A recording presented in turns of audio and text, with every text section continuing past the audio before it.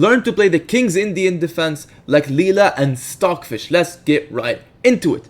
The King's Indian defense is a d4 opening. You play knight to f6, pawn to c4 is the main line. You play pawn to g6, preparing to get to this dark square bishop to g7. And in this position, white plays the move knight to c3, with the idea of setting up pawn to e4, as the immediate pawn to e4 would fail to knight takes pawn, as the pawn would be hanging. So after knight to c3 is played, you would continue getting the bishop anyways, preparing white to play e4, and after e4, you play the move pawn to d6. And if white continues with his plan of pushing his pawn to e5 in this situation, then you would capture this pawn, and if he recaptures, you would take the queen, and whether he recaptures with the king or with the knight, obviously with the knight it's better to preserve the castling rights, you would play knight to g4 with a double attack on this pawn, and you would have ruined white's center and gain a better position. So instead of that, the main line here is to play knight to f3, and after castles is played, we have now completed the formation of the King's Indian defense.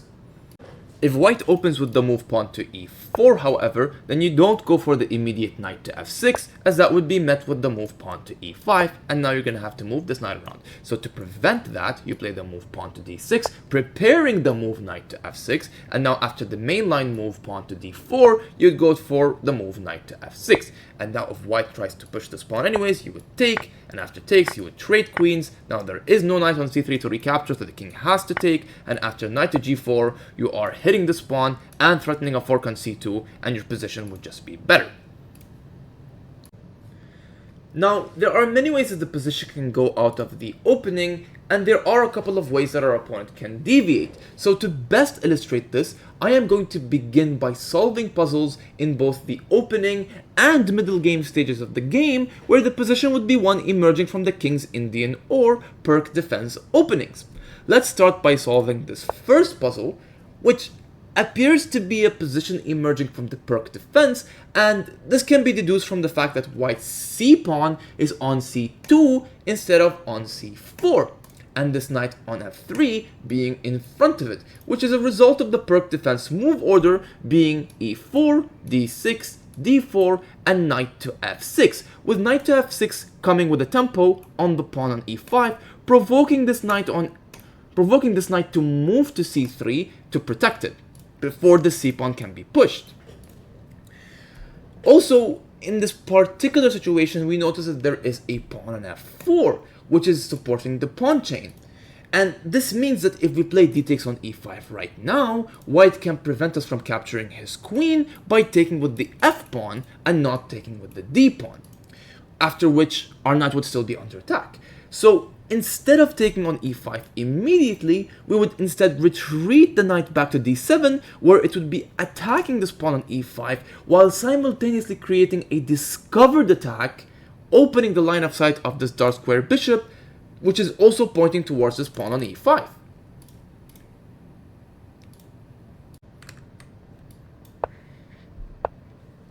So white realizes that there is this massive pressure on e5, and decides to support his pawn with the move knight to f3, which also makes the king one step closer to being able to castle kingside.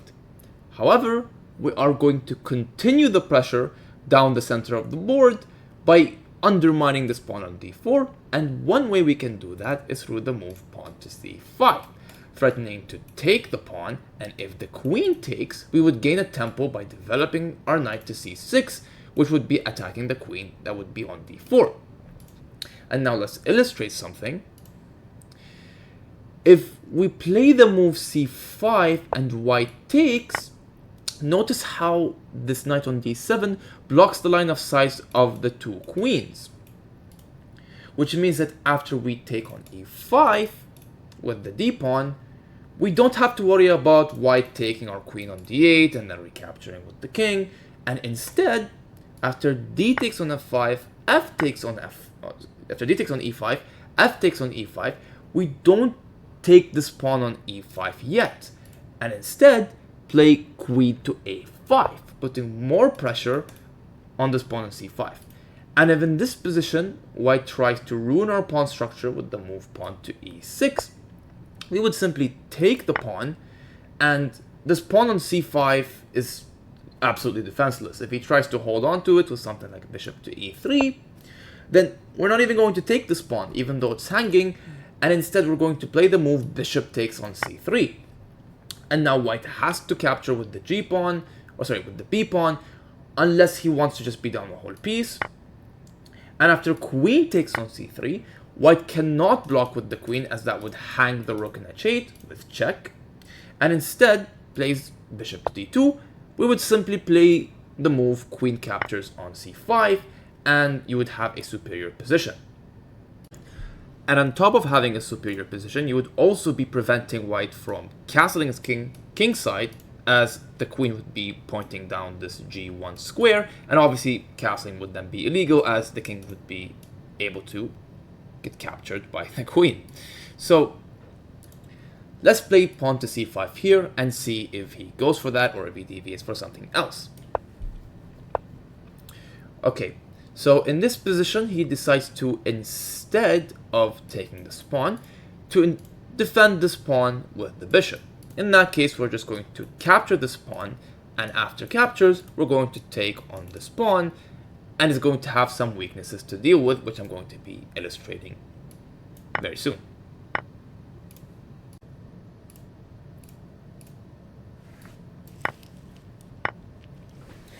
So now, if we look at the board, we can see that the bishop and the knight are both protecting this e5 pawn.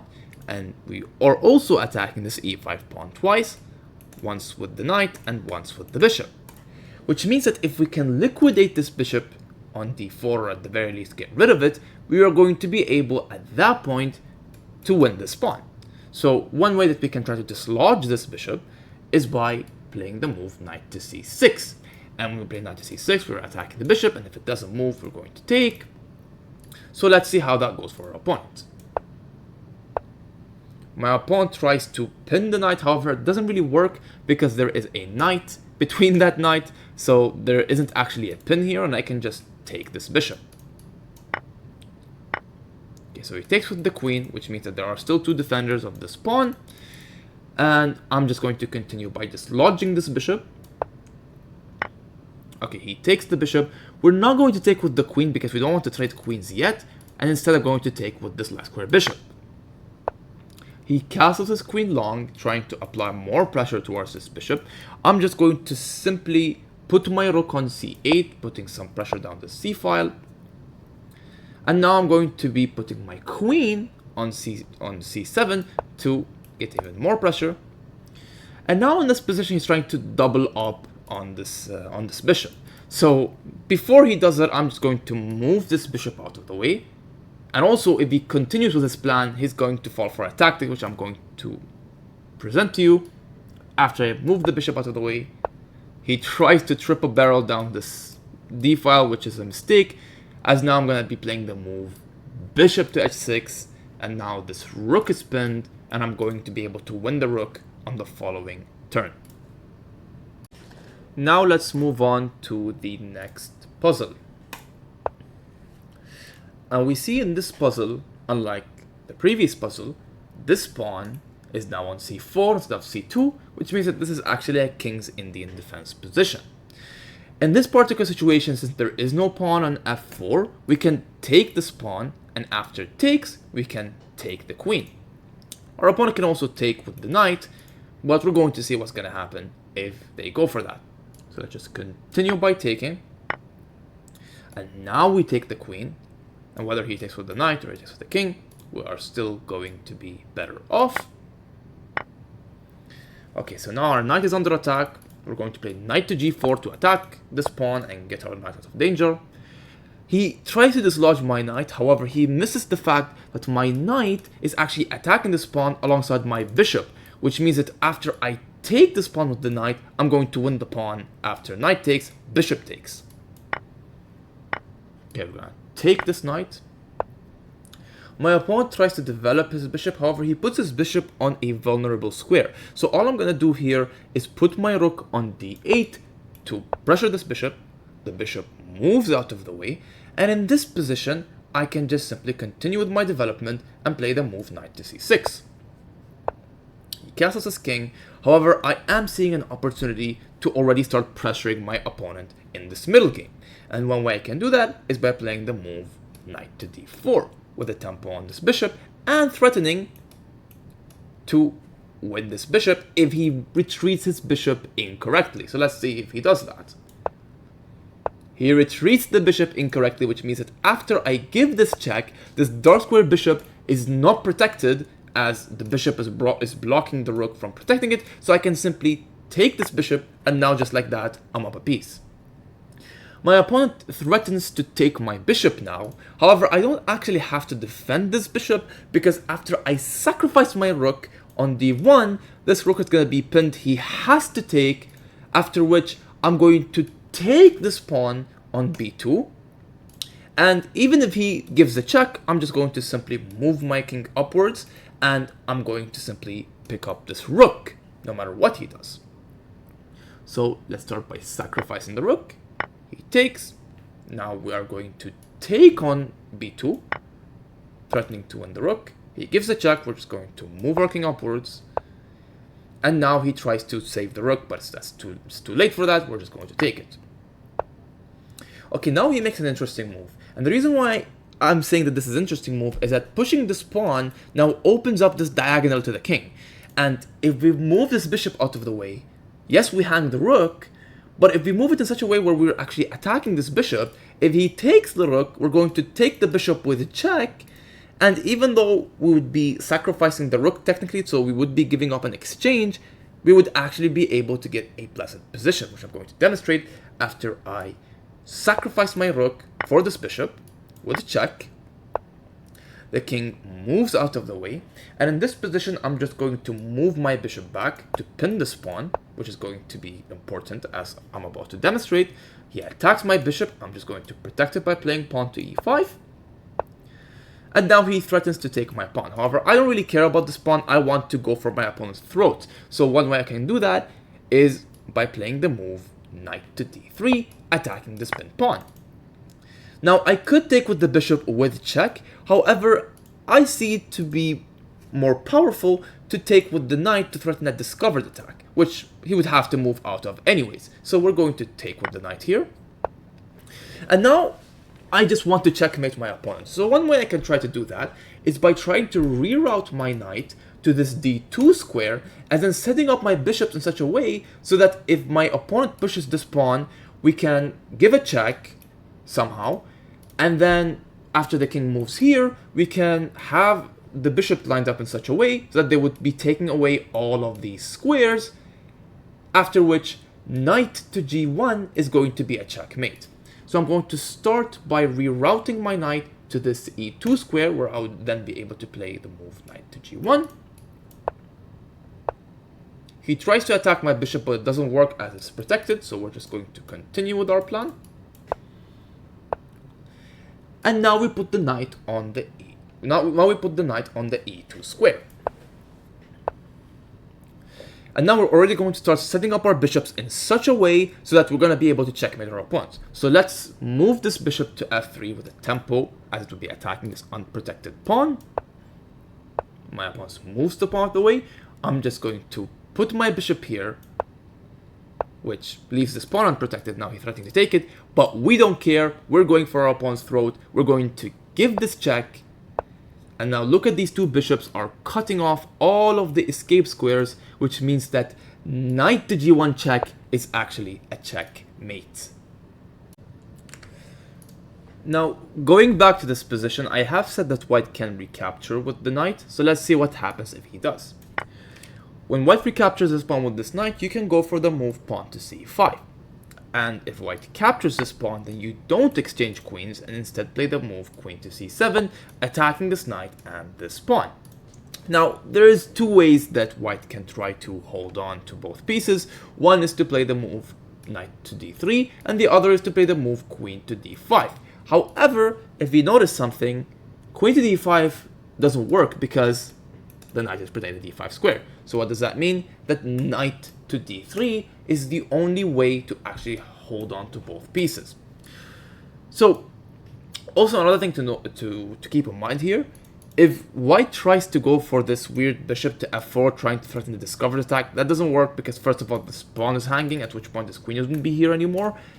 And if that happens, you don't actually need to take this pawn because this bishop is not even protected, so the discovered attack doesn't even work. And after you play something like knight to h5, trying to dislodge the bishop, if the bishop moves, then this knight would be hanging. So you would have to protect the bishop somehow. You can do that through this move or this move. If he plays this move, then you would take the bishop, and after takes, you would take the knight, and then you'd be up a pawn with check, and you'd have a superior position. Going back, if white decides to try to protect his bishop with the queen, that fails because after knight takes bishop, queen takes bishop, bishop takes knight, you're going to win material as white will not be able to capture this bishop as it's defended, and you're going to be up a whole piece just like that.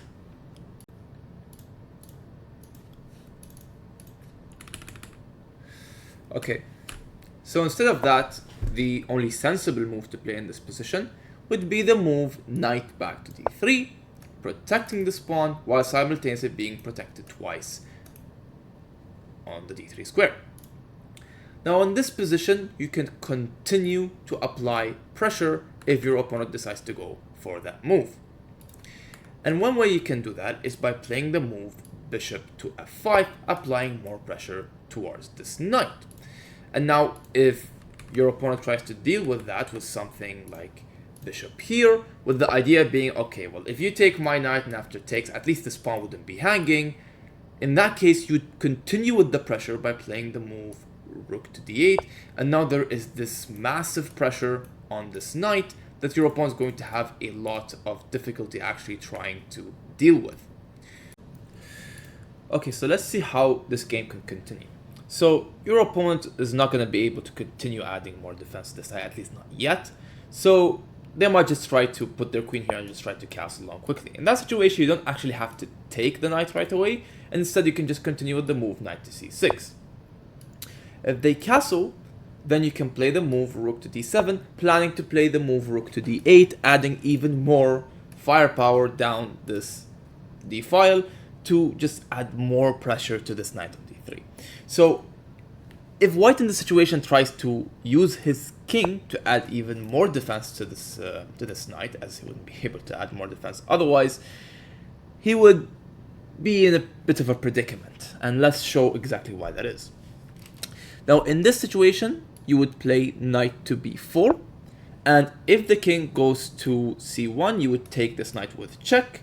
So you probably go here, and now after you take, white will have to take with the bishop, and now you take with the rook, and now, well, he cannot take with the queen because then he would lose his queen with check.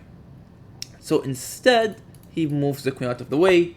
However, if this happens, you have an amazing checkmate in one move with rook takes rook on d1 checkmate. This is a double check, and there is no way to stop both checks.